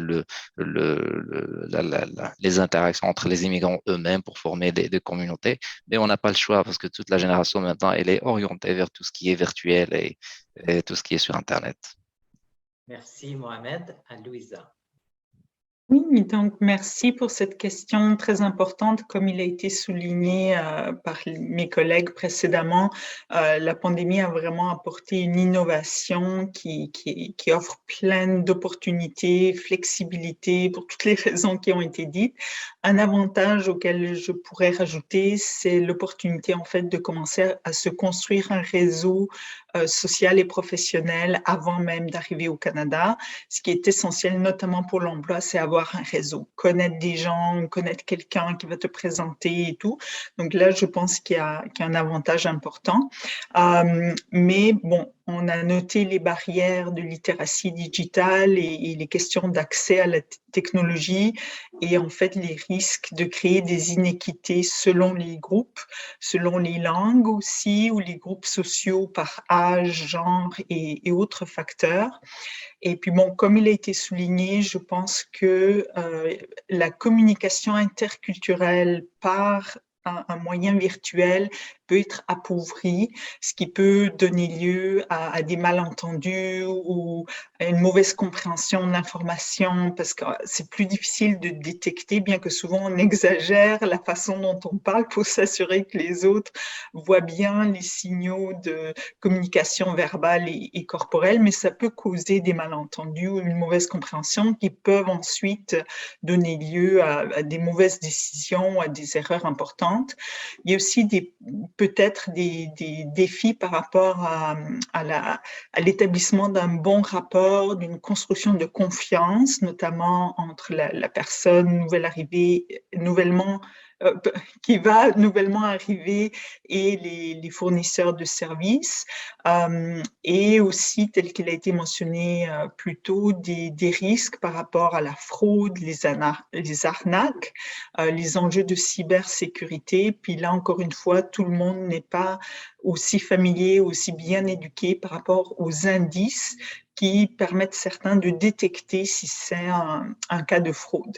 Donc là aussi, ou d'autres au contraire qui en fait ont peur des cas de fraude ou de cybersécurité et qui vont éviter d'utiliser. Donc il y a tout un groupe là et je pense que c'est vraiment par l'éducation et peut-être IRCC ou Connexion francophone pourrait aussi offrir des ateliers pour sensibiliser les gens autour des risques ou des défis par rapport à la cybersécurité. Et enfin, dans certains cas, les jeunes réfugiés syriens avec qui on avait parlé nous parlaient vraiment d'addiction par rapport à tout ce qui est technologie, logiciel et tout, qui peuvent en fait perturber certains aspects de notre vie. Donc ça, c'était quelques points que je voulais partager. Alors, merci beaucoup, Louisa, Mohamed. En fait, merci à tous les panélistes. Ça conclut la ronde de questions formelles que nous avions préparées. On va maintenant se tourner vers les questions du public. Je vous rappelle que vous pouvez insérer vos questions dans les Q&A si vous avez votre Zoom en anglais. Et vous pouvez même voter pour vos questions préférées. Et je serai sensible à vos préférences, cher public. Je voudrais aussi vous rappeler de ne pas m'envoyer votre numéro d'assurance sociale en message privé de cette conférence pour protéger vos données. Et donc, en effet, c'est quelque chose qu'on voit. Je fais une petite blague, mais pour renchérir sur ce que vient de dire Mme Bérénice, c'est en effet une préoccupation de préserver les données. Nous avons tous une responsabilité quand on est en échange d'informer et puis de protéger les données des autres personnes. Donc, Voilà, ma première question que je voulais vous lancer, c'est quelle est l'expérience de connexion francophone par rapport aux pays africains subsahariens? Pendant toute la semaine, on a eu cet échange qui est revenu par rapport à une certaine discrimination contre l'immigration de l'Afrique subsaharienne. Et donc, c'est quand même une préoccupation importante de savoir qu'est-ce qu'on est en train de faire pour s'assurer qu'on a un accès équitable au Canada pour tout le monde. Vas-y, Linda. Alors, je me permets de commencer, puis juste, je vais parler du cas connexion francophone. Je ne vais pas parler du cas Canada de façon générale, et puis j'invite mes partenaires à compléter si je ne suis pas exhaustive dans ma réponse. Connexion francophone a eu cette opportunité de commencer un projet pilote au Maroc. C'est un projet pilote, hein. On est encore jeune, c'est un nouveau programme. Et le Maroc, c'était un essai pour voir un peu qu'est-ce que ça donnait, quelles étaient les rétroactions, comment est-ce que ça marchait, comment est-ce qu'on pouvait accompagner la clientèle immigrante francophone avant son arrivée au Canada. Aujourd'hui, on est certain que les résultats sont là, la demande est là, l'engouement est là. Ensuite, tout au long de ces dernières années, qu'est-ce qu'on voulait faire? Justement, c'est ça. On a fait quelques bureaux satellites en Algérie, on en a fait en Tunisie, on en a fait aussi au Sénégal, en Côte d'Ivoire, et puis on voulait aussi aller au Cameroun et d'autres pays subsahariens. Et comme je vous l'ai dit tantôt, la pandémie nous a frappés et puis ça nous a vraiment freinés dans cet élan-là. Donc à ce niveau-là, c'est tout ce qu'on a pu faire pour l'instant. Et on est parfaitement conscient du fort potentiel de ces pays-là, qu'on ne néglige pas, absolument pas. C'est vraiment juste qu'on attend que les choses reviennent à une certaine normalité. Donc ça, c'est vraiment par rapport à Connexion francophone. Donc si mes partenaires souhaitent compléter ma réponse. Merci, Linda. Est-ce que quelqu'un veut prendre la balle au vol sur cet enjeu? Moi, je pense que Linda l'a bien expliqué. Excellent. Très bien. Alors, prochaine question. C'est une question anonyme pour Madame Sharif encore. Comment sont rejoints les employeurs qui participent à vos activités et quelle est la langue de ces employeurs? Des francophones, des bilingues, des anglophones ou un mélange? Très bien. Donc, on a un agent qui est recruteur d'employeurs au sein de la Cité. C'est cette personne qui fait la coordination justement pour le recrutement d'employeurs. Pour être honnête, oui, généralement, on va cibler les employeurs bilingues ou les employeurs francophones, mais pas que. C'est une réalité canadienne. Le Canada n'est pas que francophone, il est bilingue, il est aussi majoritairement anglophone. Donc, dépendamment des régions, c'est sûr qu'on va dire la région de l'Ontario et puis la région de l'Atlantique, notamment Nouveau-Brunswick, on a beaucoup plus de facilité à avoir des employeurs francophones ou bilingues. Et puis, plus on va un petit peu vers l'ouest et plus ça devient un petit peu moins évident de les avoir francophones. On les a bilingues, mais c'est plus compliqué de les avoir uniquement francophones. Donc, c'est un petit peu comme ça que ça se passe pour justement recruter ces employeurs-là et puis les amener à nos 4 foires virtuelles qu'on fait annuellement. Merci. J'ai une question maintenant pour Madame Auger. Quel est le délai d'attente moyen aujourd'hui pour qu'un employeur qui est éligible à mobilité francophone puisse accueillir son nouvel employé au Canada? On parle bien sûr d'une demande qui se fait sans embûche ni défi particulier. Oui, la question des temps de traitement, c'est toujours une question très intéressante. C'est certain que pour le moment, on parle d'à peu près 3 mois, mais l'information est toujours à jour sur le site. Donc, quand on va, le site Internet a été bonifié là, dans les derniers temps pour vraiment avoir de l'information qui reflète la réalité du jour. Donc, il s'agit d'aller choisir le pays où on est. Ensuite de ça, le type de demande et ça va nous donner le temps de traitement. C'est certain qu'au niveau de la pandémie, ça a un peu ralenti les choses, mais il y a un rattrapage qui a été fait rapidement. Merci. J'aimerais poser une autre question d'une personne anonyme dans la foule. C'est par rapport au système de guichet unique dont tout le monde qui fait partie de Connexion francophone est engagé dans ce système-là. Qu'est-ce que vous pensez des limites du système à guichet unique comme Connexion francophone? Le modèle d'éligibilité ne permet pas, par exemple, à un résident temporaire d'avoir accès à des services pré-départ, alors que dans certaines conditions, ces résidents temporaires pourraient y avoir accès. Je ne sais pas qui a le goût de commencer avec cette question. C'est pour tout le monde. Je pense que je peux peut-être… Vas-y, Pascaline. Oui, moi je dirais qu'il y a de bonnes choses par rapport à ce modèle, notamment une bonne coordination de services, puis une façon, un bon suivi au niveau du parcours de l'immigrant. Mais en même temps, je pense que c'est très important que les partenaires sur le terrain soient visibles. Parce que là, on commence le service en amont, au guichet, mais après, l'immigrant va s'établir très loin dans les régions.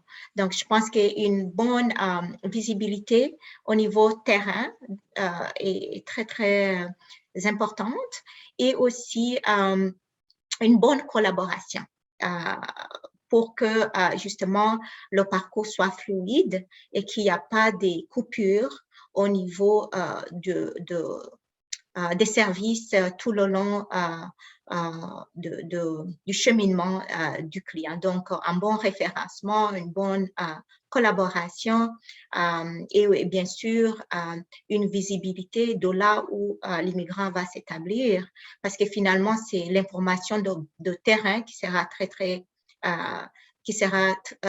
très importante pour la personne qui vient s'établir au Canada. Merci beaucoup. Merci, Pascaline. Est-ce qu'il y en a d'autres qui veulent se prononcer sur les limites d'un guichet unique comme connexion francophone? OK. Voyant pas de preneur, on poursuit avec notre prochaine… J'ai levé la main. Pardon, Linda. Je le fais avec la technologie. Hein. Ah, tu fais bien. C'est moi qui ai j'ai les yeux partout, là. Vas-y. Alors, effectivement, je rejoins Pascaline. C'est vrai que notre modèle, c'est vraiment un modèle qui est unique.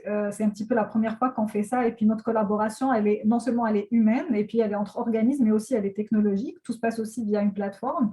Et puis, ça nous permet vraiment de fluidifier les relations de travail, mais aussi les référencements et les informations par rapport à nos candidats qui sont inscrits avec nous. Ensuite, effectivement, on est parfaitement conscient de cette frustration qui existe chez les personnes qui ont un statut de résident temporaire ou par exemple, de résident.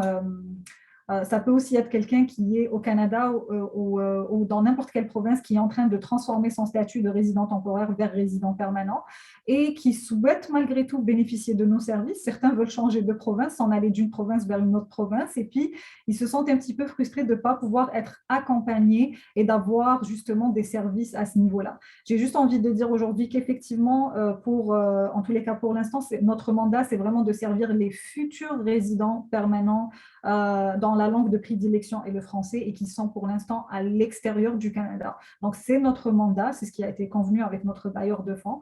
Et puis, on verra un petit peu pour la suite. Je pense que ce genre de symposium et des discussions sont là aussi pour faire évoluer peut-être les choses au bénéfice, bien entendu, des candidats à l'immigration et de la clientèle qui se trouve, que ce soit ici au Canada ou en dehors du Canada.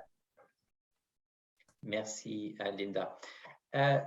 J'ai une question maintenant pour Emmanuel, mais pour tous. Au fond, il y a une partie de la question qui t'est adressée, Emmanuel. On dit, dans le programme Atlantique sur l'immigration, plusieurs arrivent comme résidents temporaires avant d'avoir leur permanence. Comment est-ce que vous desservez ces personnes? Mais dans le contexte plus large aussi, est-ce qu'il y a des partenaires de connexion francophone qui desservent des résidents temporaires? On vient d'avoir un peu ton explication, Linda, sur cette question à haut niveau par rapport au mandat conféré, mais c'est certain que c'est un enjeu qui génère beaucoup d'intérêt, cette question de comment passer de temporaire à permanent et quel est le rôle que vous pouvez jouer là-dedans. Alors, le nouveau programme permanent d'immigration au Canada Atlantique, oui, c'est pour les résidents permanents.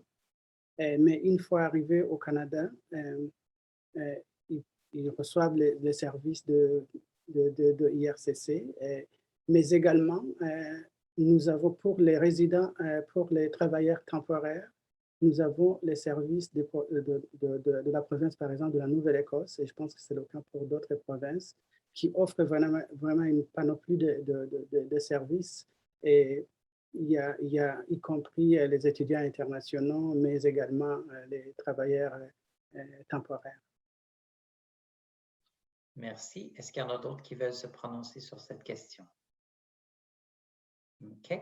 J'aimerais qu'on parle un peu de l'identification des besoins prioritaires en termes de comment vous obtenez vos informations, comment on fait la recherche, comment on pose ces questions et on obtient des réponses. Donc, la question est anonyme. Ça vient de... elle est posée comme suit. Comment sont identifiés les besoins prioritaires dans la planification des services de connexion francophone? Est-ce que c'est des recherches, des sondages avec des anciens clients? C'est quoi la méthodologie? À toi, Linda. Oui. Merci, Anouk. Alors oui, effectivement, quand le service était tout nouveau, c'est sûr que nous, on se parlait entre nous et puis par rapport à nos expériences aussi en tant qu'anciens immigrants francophones ou que toujours, on reste toujours des immigrants francophones, on se partageait vraiment l'information et puis on allait faire des recherches pour justement essayer d'apporter… La question était plus ou moins simple, on va dire, mais la réponse était beaucoup plus complexe. C'était, OK, moi, avant d'arriver, et puis je n'avais pas bénéficié de ces services-là, quand je dis moi, c'est moi ou n'importe lequel d'entre nous, quels sont les services que j'aurais aimé avoir pour améliorer justement mon expérience en tant que nouvelle arrivante ou pour préparer mon départ. Donc, au début, c'était comme ça. Et puis, petit à petit, on commençait à avoir de la clientèle. Et puis, et la réalité de la chose, c'est qu'aujourd'hui, ce service se construit avec la clientèle. C'est-à-dire qu'à chaque fois qu'on fournit un service, tout de suite après, un sondage.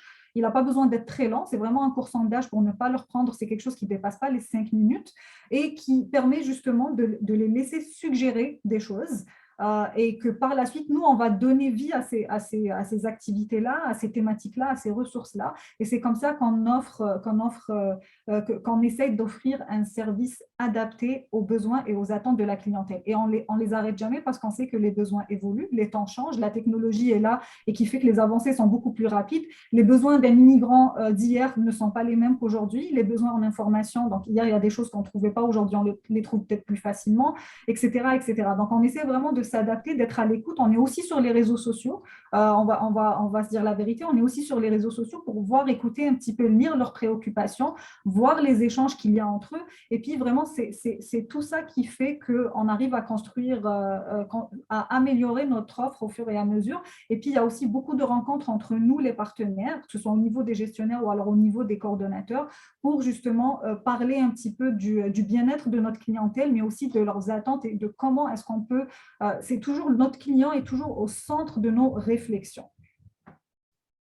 J'allais ajouter aussi qu'avant les services, avant l'arrivée, il y avait déjà les services d'établissement. Donc, on avait déjà constitué un questionnaire des besoins des clients. Et ce questionnaire qui a été vraiment à la base pour les services avant l'arrivée, mais ajouté, comme Linda vient de le dire, ajouté aussi avec des suivis qu'on fait auprès des clients et qui nous parlent aussi d'autres besoins avec les sondages ou bien simplement par un simple courriel. Ils peuvent vous envoyer un autre besoin qu'on ajoute sur leur questionnaire. Et j'aimerais ajouter aussi le fait que le partenariat Connexion francophone est un partenariat très structuré. Nous avons des différents niveaux de concertation. Au niveau des coordinations des services, il y a par exemple un comité des coordonnateurs, puis un comité de gestionnaires, puis et bientôt potentiellement un comité de direction. Donc, à tous ces trois niveaux, on se parle, puis à chaque moment, on analyse les tendances au niveau de la prestation de services, puis on essaie justement de s'ajuster et de prendre les bonnes mesures. Si tu permets, j'allais ajouter dans le même sens que Pascaline, dans le fond vraiment de la destination finale des clients, nous avons aussi un autre niveau avec les partenaires locaux et on a des rencontres avec lesquelles on discute vraiment des besoins des clients. Là aussi, ça peut être une source d'amélioration des questionnaires. Super. Merci pour ces éléments. Il y a quelqu'un qui pose la question, qu'est-ce que vous pensez de l'idée d'un forum qui rassemblerait, j'ai perdu ma question. Qu'est-ce que vous pensez d'un forum qui rassemblerait différents intervenants sur les questions d'immigration et la régionalisation pour mieux connecter le terrain et connexion francophone pour qu'on aille plus loin maintenant dans l'exploration de ces services-là et de la collaboration? Ce serait potentiellement un forum entre IRCC, FCFA, Connexion francophone, les RIF, peut-être les communautés francophones accueillantes, etc.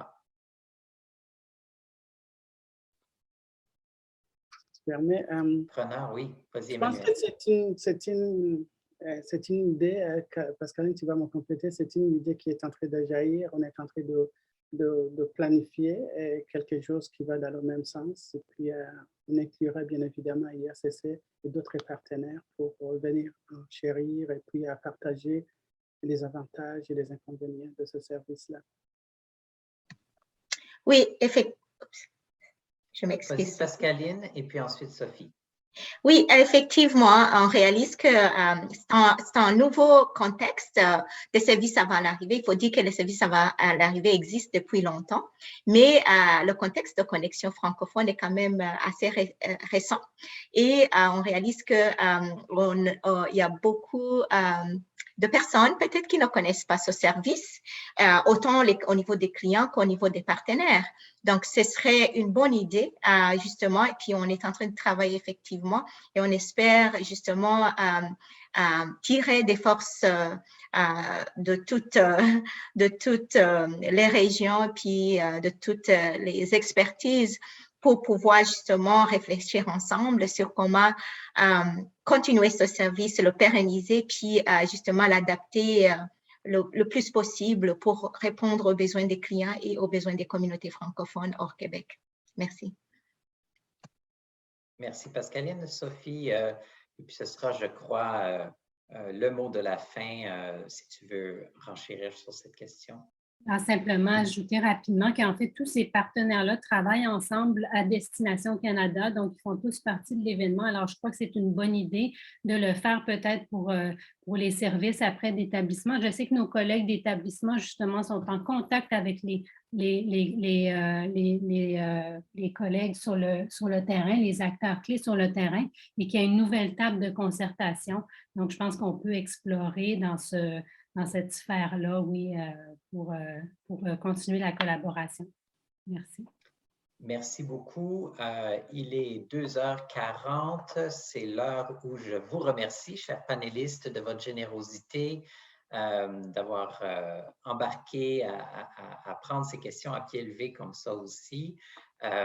Donc, c'est toujours intéressant de plonger un petit peu dans le détail de qu'est-ce qui nous amène à travailler ensemble, comment on travaille ensemble.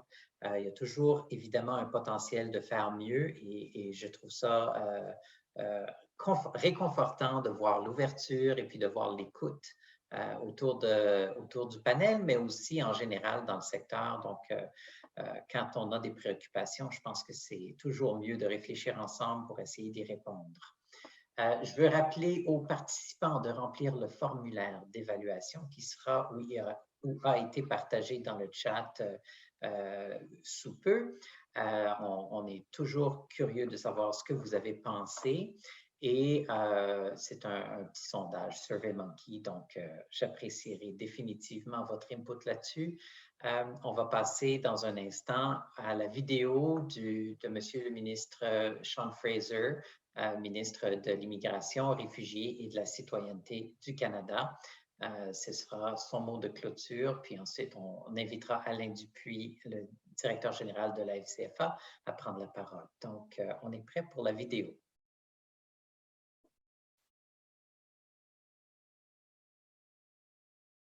Good afternoon, bon après-midi. I'd like to begin by thanking the Fédération des communautés francophones et acadiennes for inviting me to join you at the conclusion of your symposium today. Je ne suis pas parfaitement bilingue, mais je travaille plus fort sur mon français et je vais essayer de parler français avec vous aujourd'hui. En tant que fier Canadien, je crois en l'importance de promouvoir le français partout au Canada. Le français a joué un rôle essentiel au Canada au cours de notre histoire et la langue française continuera à offrir au Canada de nombreuses et incroyables possibilités dans l'avenir. Ayant grandi en ma province, Nouvelle-Écosse, il est très facile pour moi de voir l'impact important et positif des communautés francophones et acadiennes sur notre pays. Afin d'assurer la vitalité soutenue des nombreuses communautés francophones diversifiées du Canada, l'augmentation de l'immigration francophone à l'extérieur de Québec demeure essentielle. De plus, le soutien aux nouveaux arrivants et aux communautés francophones du Canada est essentiel à la croissance économique de notre pays. En attirant de nouveaux arrivants francophones et bilingues de grands talents, nous serons en mesure d'aider l'économie canadienne et se remettre de la pandémie et de répondre à notre pénurie de main-d'œuvre. Comme vous le savez, le plan de niveau d'immigration 2022-2024 souligne l'importance de tous les immigrants, y compris les candidats francophones. Les immigrants francophones y joueront un rôle important. Ce plan aidera le Canada à atteindre son objectif de 4,4% d'immigrants francophones hors Québec pour la prochaine année. Au titre de ce plan, nous soutiendrons également l'intégration des nouveaux arrivants d'expression française et renforcerons les communautés francophones d'un bout à l'autre du pays. Malgré tous les défis posés par la pandémie, je serai le premier à reconnaître qu'il ne serait pas facile d'atteindre notre objectif de 4,4%, mais nous faisons des progrès. En 2020, les admissions de candidats francophones ont représenté 3,6% de tous les immigrants admis au Canada hors Québec. Et je dois ajouter que IRCC remercie le commissariat aux langues officielles pour sa récente étude sur l'immigration francophone. Dans l'ensemble, nous soutenons les recommandations du commissaire et avons mis en place un groupe de travail avec le FCFA afin d'explorer ensemble les possibilités d'établir un objectif au-delà de 2023. Comme vous le savez, nous avons pris un certain nombre de mesures ces dernières années pour accroître les opportunités pour les immigrants francophones de s'établir dans la communauté francophone minoritaire hors Québec. L'un des changements importants pour nous aider à atteindre nos objectifs a été d'accorder des points d'entrée express supplémentaires aux candidats francophones et bilingues. Comme la plupart d'entre vous le savent, Entrée Express est notre système de gestion des demandes de travailleurs qualifiés qui souhaitent devenir des résidents permanents. Je crois que l'attribution de ces points supplémentaires augmentera les admissions de candidats francophones hors Québec dans les années à venir. Grâce à ce changement, et même en dépit des répercussions de la COVID-19, les admissions de candidats d'expression français ont plus que doublé entre 2017 et 2021. Nous continuons aussi à approfondir notre stratégie en matière d'immigration francophone, y compris à attirer un plus grand nombre d'immigrants d'expression française dans certains secteurs clés où les employés sont recherchés. En particulier, nous savons que nous devons pourvoir des postes dans la profession liée à la santé à remédier aux pénuries d'enseignants francophones, particulièrement à l'extérieur du Québec. Notre travail se poursuit également avec nos missions à l'étranger afin de promouvoir le Canada comme une destination des choix pour les francophones. L'immigration francophone est également un pilier essentiel de l'engagement du gouvernement du Canada à moderniser les lois sur les langues officielles. En termes simples, l'objectif global de ces mesures est de protéger et de promouvoir l'usage du français, pas seulement dans certaines régions, mais partout en notre pays.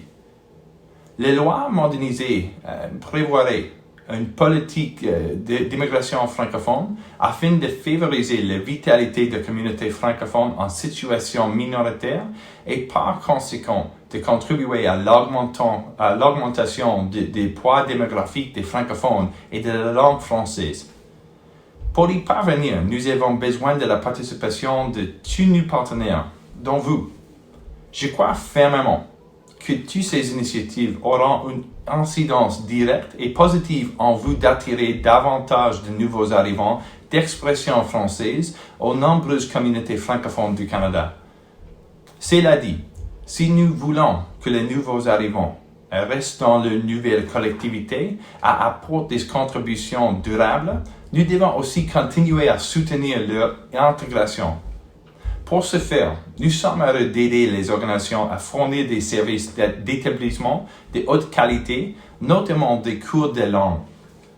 Trop souvent, les nouveaux arrivants francophones qui arrivent au Canada, ou ceux qui sont déjà ici, ne savent tout simplement pas qu'il existe des communautés francophones minoritaires partout au Canada, ou bien ils ne savent pas que des services d'établissement sont disponibles et français dans ces communautés minoritaires.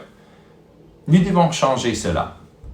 Je pense qu'il est important que l'IRCC ait demandé dans les écoles de contribution que les fournisseurs de services d'établissement dirigeant les clients francophones vers les organisations de fournisseurs de services francophones. Lorsque nous appuyons les communautés accueillantes et inclusives et aidons les nouveaux arrivants d'expression française à s'intégrer à celle-ci, je crois fermement que tout le Canada en bénéficie. Une fois encore, je remercie le FCFA de m'avoir invité à vous rejoindre aujourd'hui et je suis impatient de continuer à travailler avec vous tous. Merci beaucoup tout le monde. À bientôt.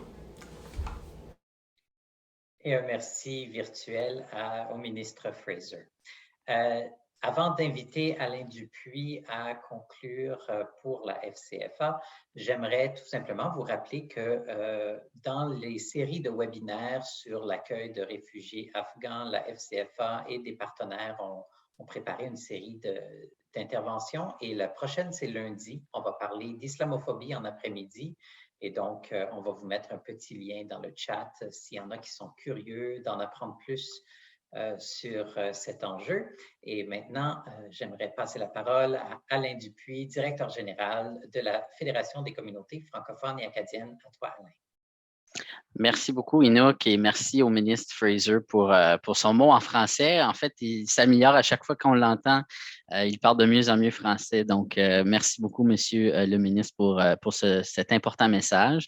Je prends la parole, chers participants, invités, participantes. Je prends la parole à partir d'Ottawa, qui fait partie des terres non cédées du peuple algonquin-anishinaabe. Nous sommes toutes et tous en terre d'accueil, peu importe notre origine et peu importe depuis combien de temps nos familles sont au Canada. Quand on dit ces mots, on recadre comment on conçoit et ce qu'est un immigrant ou une immigrante. On recadre comment on perçoit l'inclusion et comment on fait société ensemble. Faire société ensemble, bâtir une francophonie plurielle. Ce sont nos objectifs continus depuis que l'immigration est devenue une priorité des communautés francophones et acadiennes il y a 2 décennies. Ce symposium, depuis ses origines, vise à dessiner les contours de cette francophonie plurielle. Je suis encouragé par les progrès que nous avons accomplis. Le symposium a montré qu'ils sont nombreux. Nous avons entendu cette semaine qu'on comptera désormais 4 services d'établissement francophones accrédités pour offrir le programme de réinstallation des réfugiés. Nous avons été mis au fait d'une collaboration innovante entre le Collège La Cité, le CESOC et l'accueil francophone pour renforcer les capacités de nos communautés en matière de parrainage privé.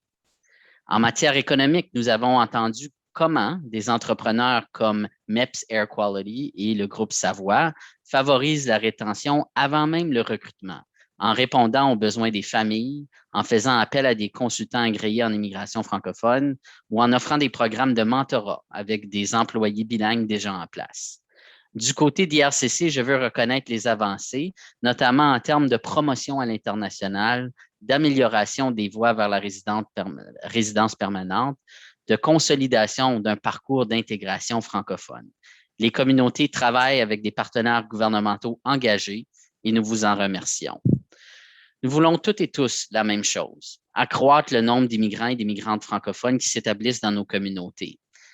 s'assurer qu'ils réussissent leur projet d'immigration, s'épanouissent en français, contribuent au bien-être de leur collectivité en comblant des besoins clés en main-d'œuvre et en participant activement à la vitalité de la francophonie partout au pays. Pour y parvenir, il nous faudra une nouvelle cible en matière d'immigration francophone après 2023 et une politique ambitieuse pour sa mise en œuvre. Une politique qui crée de nouveaux leviers pour atteindre cette cible. Il nous faudra aussi des services d'établissement renforcés par et pour les francophones pour répondre aux besoins divers de celles et ceux qui choisiront nos communautés à l'avenir. Cela va aussi dire des communautés inclusives où tout le monde y trouve sa place. Si je retiens une chose des discussions des derniers jours, c'est que nous sommes prêts. Nous avons le savoir-faire et l'expertise pour relever ce grand projet de société. Et surtout, nous avons la volonté de le faire. Notre monde, en 2022, est à la fois un village global et un lieu de conflit et de populations déplacées. Nous sommes appelés à accueillir des immigrants et des immigrantes économiques, mais aussi des familles, des étudiants et des étudiantes et des personnes réfugiées. La francophonie doit demeurer la terre d'accueil qu'elle a toujours été, celle qui ouvre ses bras et qui permet de créer société nouvelle avec toutes celles et ceux qui veulent en faire partie. En terminant, je tiens à remercier tous ceux et toutes celles qui ont contribué au succès de cet événement et le comité organisateur formé notamment de Christophe Trenel de l'Université de Moncton, de Luisa Véronis de l'Université d'Ottawa, d'Ali Matouba de l'Université de Saint-Boniface, de Sylvie Pinchot et de Vicky Deschaines du Conseil des ministres sur la francophonie canadienne, de José Lamoureux du Collège de la Cité et de Ricky Richard d'Immigration, Réfugiés et Citoyenneté Canada.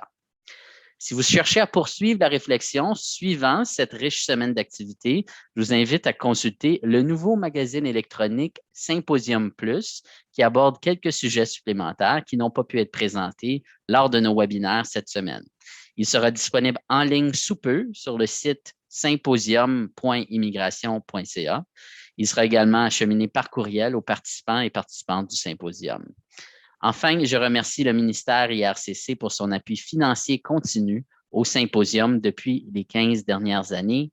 Je remercie l'équipe de la FCFA qui a tout mis en œuvre pour mener à bien cette semaine d'activité.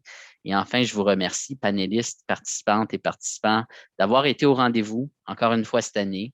Et j'espère vous revoir en personne pour la 16e édition du symposium en 2023. Merci et à la prochaine.